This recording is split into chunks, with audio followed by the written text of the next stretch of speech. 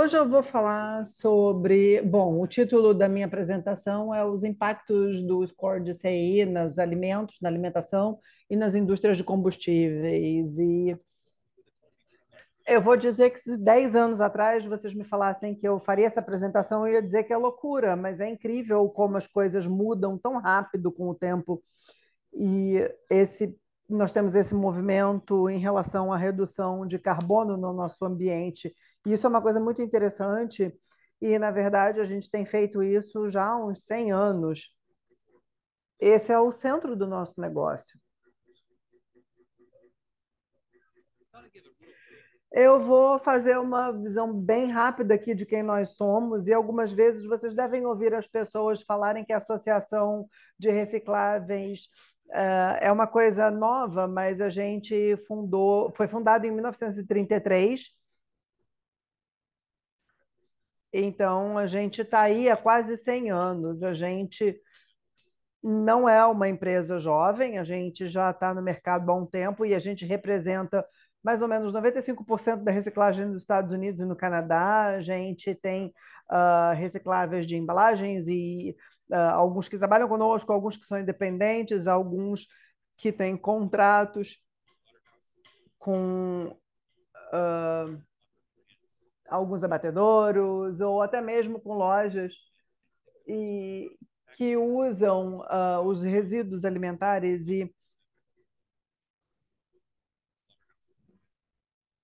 nós temos grandes abatedouros que têm reciclável implantada e a gente tem escritórios em Hong Kong e México com o sede em Alexandria e desde os anos fim dos anos 50, 60 a gente tem algum mercado espalhado pelo mundo.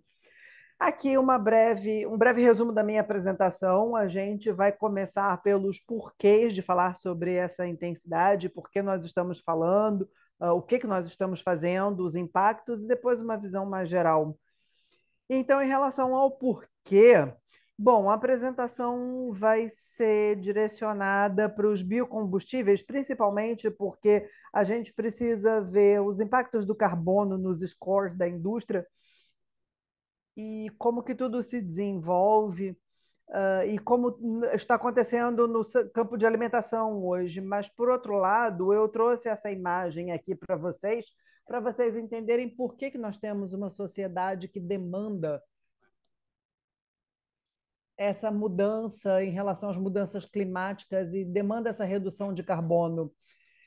E nós temos indústria e governos estabelecendo esses objetivos na redução do carbono. E isso nos leva para as empresas. E, e se a gente procurar na internet, a gente vai ver coisas diferentes. E mais cedo a gente falou sobre grandes empresas que estão brigando pela redução do carbono. E se vocês pesquisarem no Google redução de carbono, vocês vão ver muitos resultados. E eu vejo isso porque a indústria, no nosso caso, a indústria PET, ela é bastante grande também e tem margem para fazer isso. Então, a gente precisa desse desafio também, e todos têm desafios até certa data, e todos vão atingir esse objetivo. E, ao mesmo tempo, a indústria de aviação também tem objetivos de redução de carbono. Então, aqui só um exemplo para vocês, e provavelmente vocês já devem ter ouvido falar do combustível de aviação sustentável. Bom, esse é o porquê. E o que está sendo feito? De novo, essa parte vai focar nos biocombustíveis, porque muito tem sido feito nesse setor em relação às análises de ciclo de vida e ao carbono no lado de alimentação. E nos Estados Unidos, quer dizer, qualquer país com um programa de biocombustíveis ou com uma indústria tem esse programa, independente do país, mas nos Estados Unidos a gente tem padrões que são federais e depois a gente tem outros padrões estaduais, e isso mostra as diferenças nesses dois padrões, porque o nacional, que é o RFS, define os volumes de combustível com base no diesel, com base de biomassa, com uma redução de 50% do gás de efeito estufa em comparação com o petróleo. O ponto aqui são esses volumes. E na Califórnia, a legislação estadual fala de outros volumes de carbono. A gente está reduzindo o carbono e as cidades ganham incentivos para essa redução. E nós também temos créditos de impostos que criam, que vieram com o ato de redução da inflação.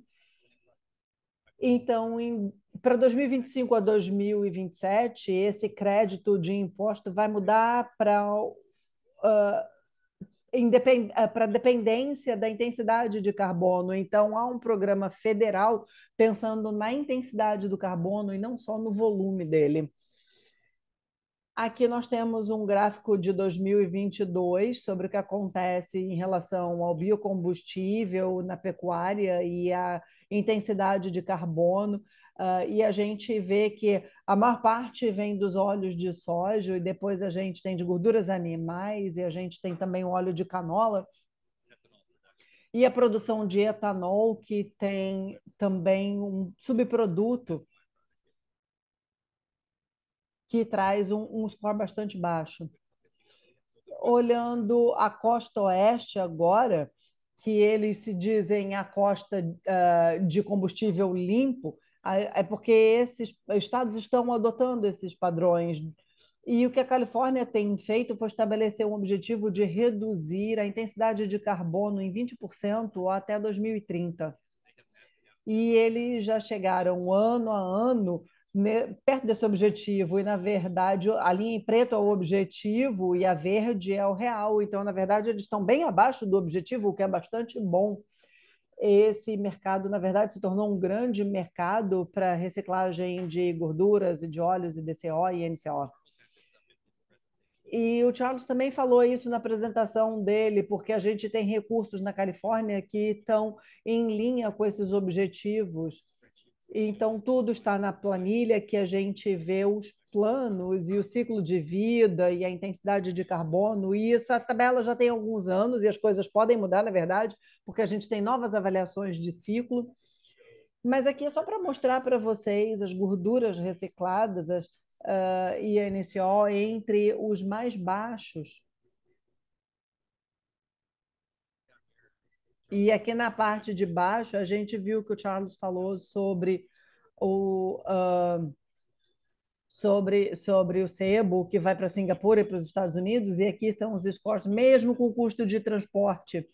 Ou seja, é assim que a gente transporta bens pelo meio, pelo mundo todo, com tudo. Então, a gente tem esse custo unitário de transporte que ainda assim é bastante baixo.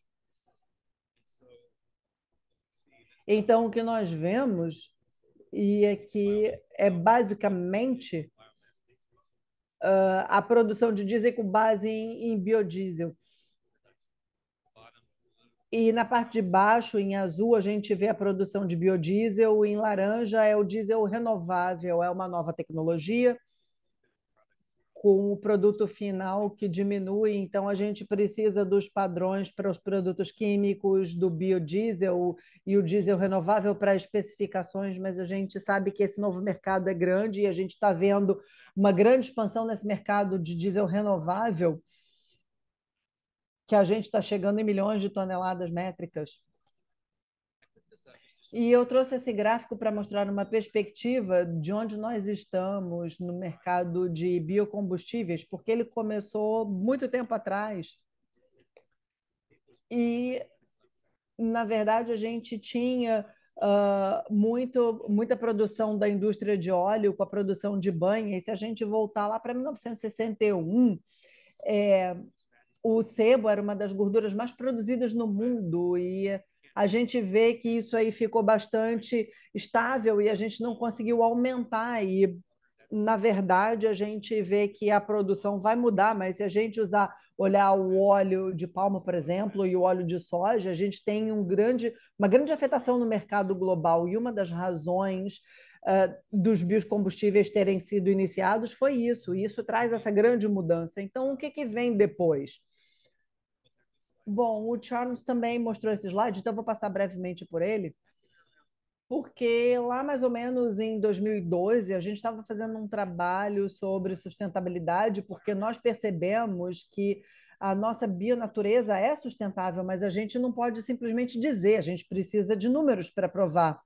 Então, A gente fez algumas pesquisas e chegou a esses números. Eu não vou passar por eles todos de novo, porque o Charles já falou sobre isso.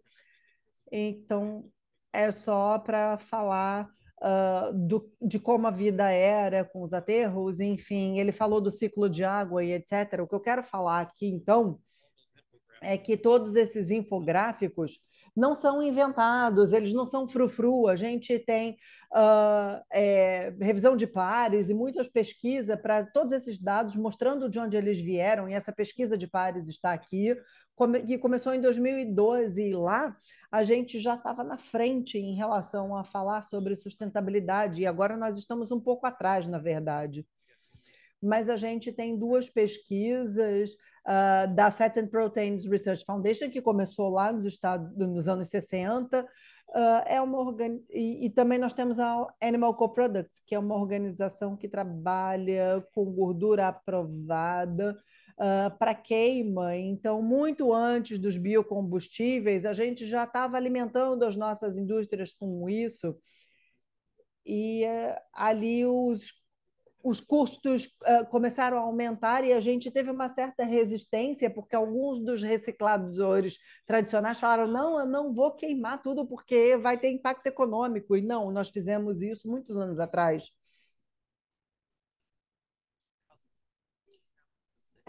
Então, em 2006, eu acho, nós abordamos uma universidade para começar a trabalhar com produtos animais num centro de educação. E nós temos uma pesquisa que está em andamento lá, e um projeto interessante que é de sucesso é o que está sendo usado agora, porque a gente está pegando farinha de penas e colocando em alguns locais para lidar com toxinas e ver como tudo funciona. Então, para nós, não é uma questão de vender muita farinha de penas, mas é a questão de ter uma causa nobre e boas relações públicas para mostrar os produtos, e a gente pode fazer tudo isso. Então, quais são os próximos passos?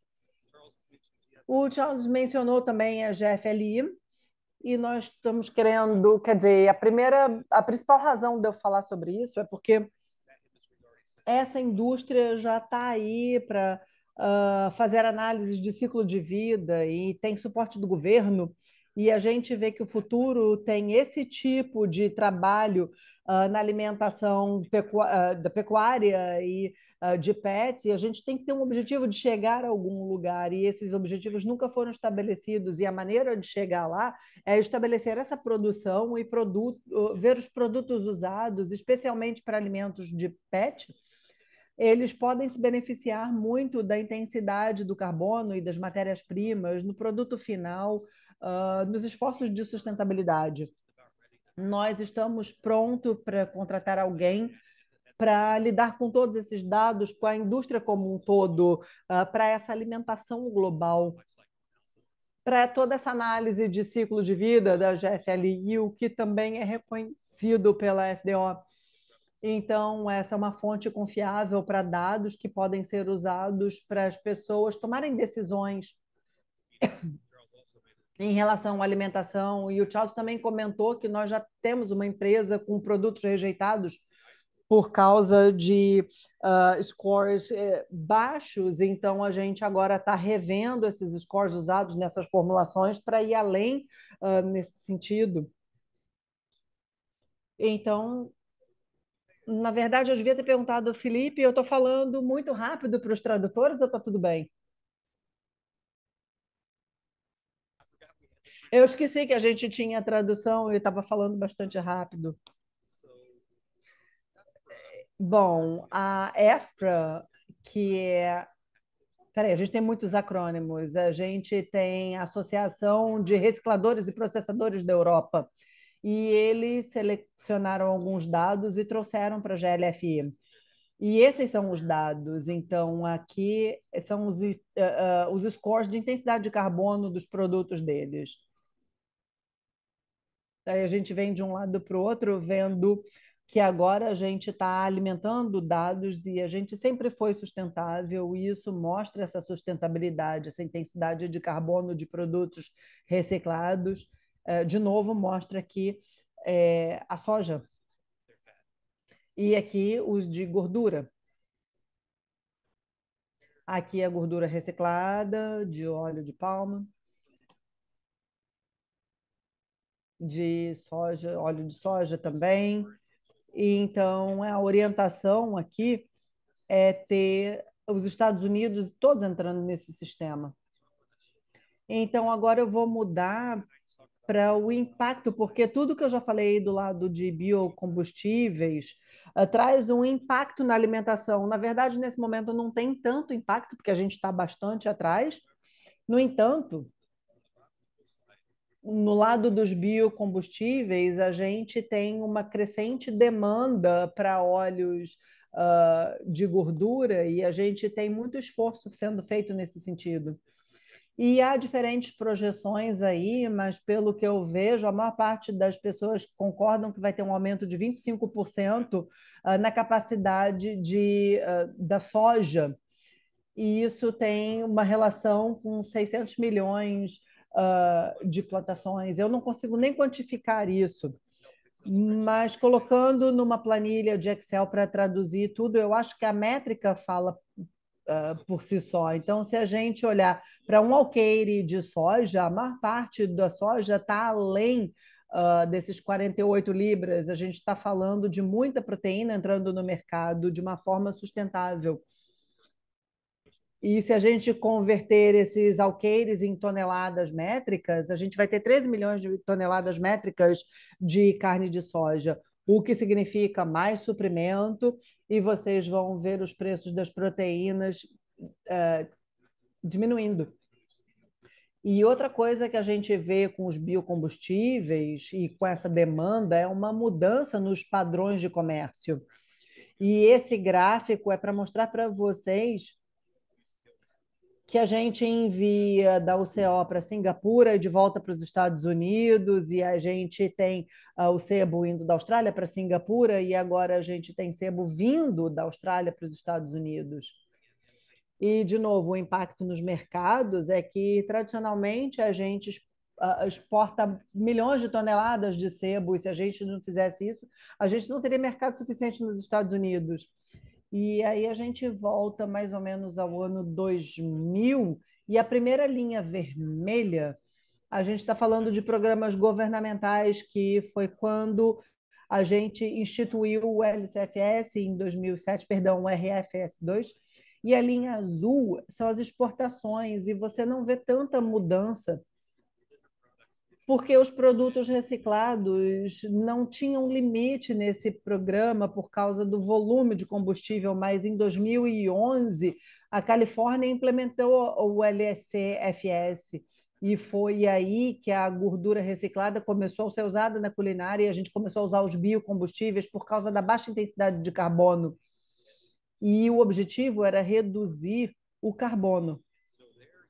Então, aqui vocês veem essas barras azuis diminuindo em exportações líquidas, e agora a gente está pensando que 2021 foi o primeiro ano que a gente teve importação de sebo, e 2022, basicamente, a gente teve 2,69 negativos, então a gente está importando mais do que exportando, e isso por causa da demanda.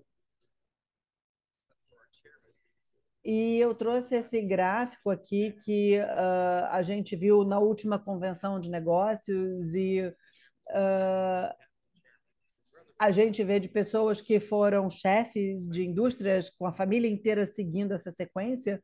E a gente volta a 1993, quando o dono da empresa ali era de uma pessoa e depois virou para o irmão, e foi passando pela família, e eu estou mostrando como que o mercado muda, e a gente exportou 63% da nossa produção nos anos 90, e isso chega a 99%, e na exportação de proteína nos Estados Unidos, a coisa mudou, e agora a gente precisa de toda essa mudança, porque a gente agora absorve toda a nossa produção de proteína por causa de toda aquela discussão de produtos e dietas e etc.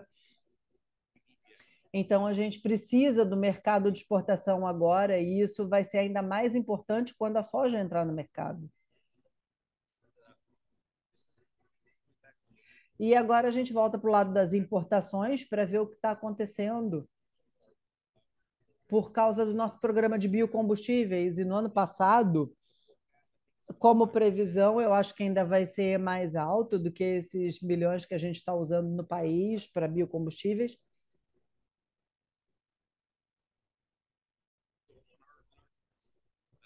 Então, na nossa produção e uso doméstico, a gente pode ver na direita, aqui nessa tabela, o quanto do nosso produto está indo para biocombustíveis, e o Thiago trouxe uma tabela dessa, mas essa eu acho que é um pouco mais atualizada, as coisas mudam e a gente tem 70% de gordura de aves, 34% de banha e 33% de óleo branco, e a gente ainda tem muito produto aberto no mercado para outros usos. E, finalmente, por que que a gente usa gorduras recicladas para biomassa? Algumas vezes é bom saber a história. Eu não sou muito da história, mas aqui é bom saber que nos anos 60 a gente estava tratando com detergentes feitos de gordura como principal mercado. E aí o mercado começou a mudar, a gente começou a trabalhar com o FDA americano para desenvolver mercados de exportação. E aí a gente criou esse mercado de exportação porque a gente perdeu o nosso mercado interno. Então, nos anos 90, para qualquer um aqui que seja nascido antigamente, vocês sabem da mentalidade das batatas fritas, que é o que aconteceu nos anos 90, porque se vocês ouviram sobre isso, vocês sabem dessa campanha do McDonald's, partiu meu coração, porque tinha toda uma campanha contra a gordura usada nas batatas fritas, e o McDonald's começou a ser atacado porque usava sebo, e, enfim, eles tiveram problemas com as vendas. E aí, nos anos 2000, como já foi discutido antes, as empresas começaram a tiranizar os subprodutos animais e diziam que eles não queriam subprodutos animais e eles deviam ser nossos clientes, mas aí a gente começou com toda essa discussão do que é um subproduto e teve processo judicial em relação a isso. Em 2003, a gente teve o BSE e até mesmo o nosso mercado de aves diminuiu bastante. E aí, como mostrado anteriormente, em 1960, a gente viu toda essa mudança no mercado global com a gordura animal. Então, tudo que eu estou dizendo é que para a nossa gordura, do lado da gordura, a gente vê mercados crescentes de um lado e mercados decrescentes de outro, mercados novos, e o de biocombustíveis é bom por causa do score de intensidade de carbono. Então, os meus pontos finais seriam a oportunidade vindo da alimentação com baixa intensidade de carbono e a gordura reutilizada com a redução das demandas de carbono, como a gente já discutiu anteriormente, o mercado de biocombustíveis que mostra um precedente em como os produtos podem ser analisados e classificados com base na intensidade de carbono. E um ponto que eu quero mencionar aqui é que a gente tem regras que mudam o tempo todo, então sempre vai ter um debate sobre qual análise de ciclo de vida usar, ou porque nós temos duas ou três análises diferentes, então a gente sempre precisa prestar atenção onde estão as regras, e a gente tem também uma capacidade aumentada que diminui o preço das proteínas, e a gente tem mais soja entrando no mercado. E outro ponto interessante, se a gente pensar, é que a indústria de soja exporta tudo para a China, que tritura essa soja e usa domesticamente. E esse padrão pode mudar, porque a gente vê que algumas pessoas falando que ainda tem exportação para a China, eu não sei se ainda vai ter ou não, porque toda essa dinâmica pode mudar e a gente pode começar a produzir mais óleo e mais carne nos Estados Unidos. É óbvio que a gente tem possibilidade, e isso vai ter uma queda nos preços. E, claro, a indústria de reciclagem é um fornecedor de ingredientes com baixa intensidade de carbono para alimentos, para combustíveis e para produtores oleoquímicos. E esse é o centro da nossa indústria. Muito obrigada.